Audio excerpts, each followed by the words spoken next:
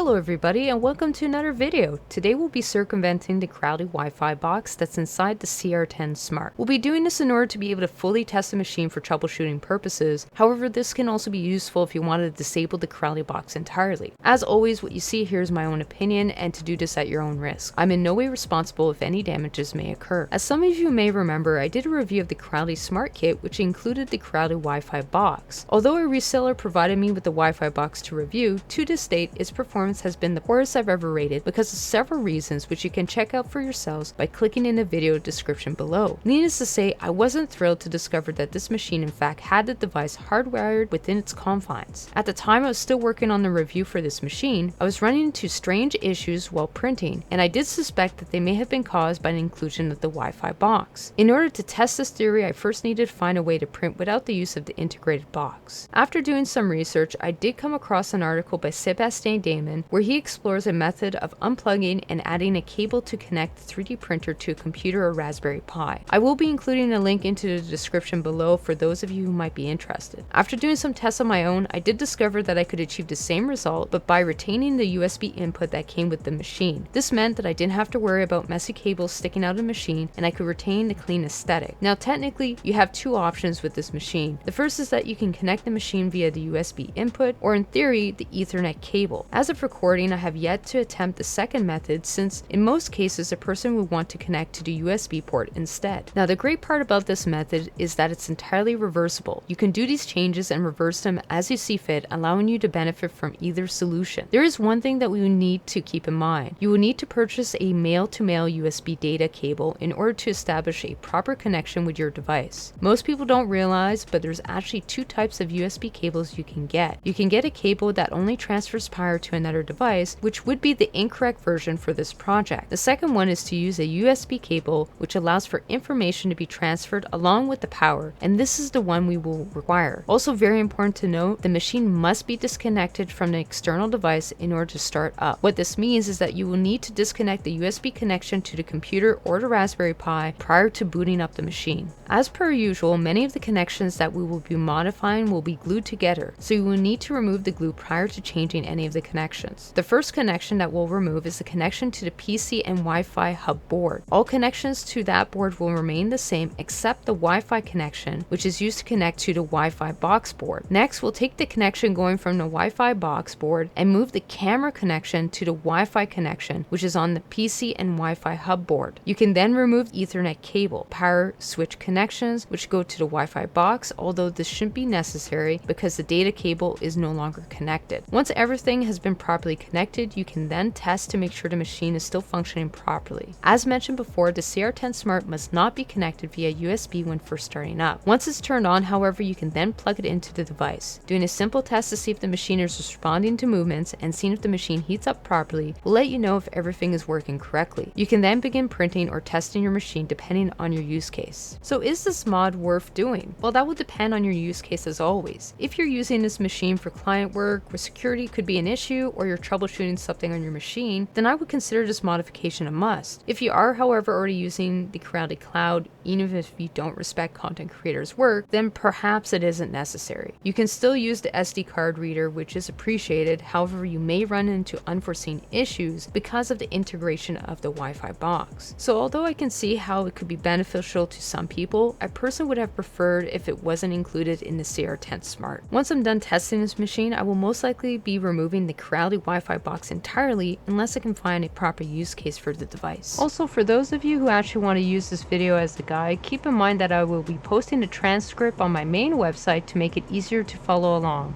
Alternatively, please feel free to slow down the video by hitting the gear icon on the bottom right hand corner of your screen to change the speed settings. If you want to support this channel, please feel free to check out some of the merch on my website. Thank you for watching and I hope to see you guys soon. Thank you and take care.